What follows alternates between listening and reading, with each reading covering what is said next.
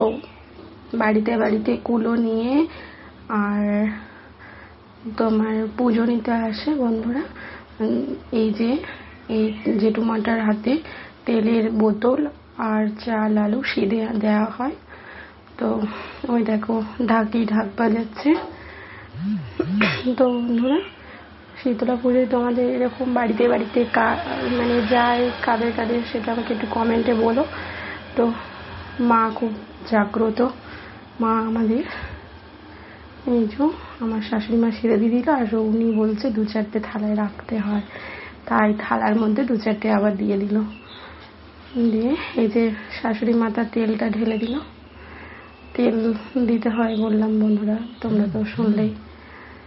তো এবারে আমি বেশি ভিডিও আমি করতে পারিনি, মায়ের কাছে গেছিলাম একটু, তাই তোমাদের সাথে শেয়ার করলাম। জয় মা শীতলা, সকলকে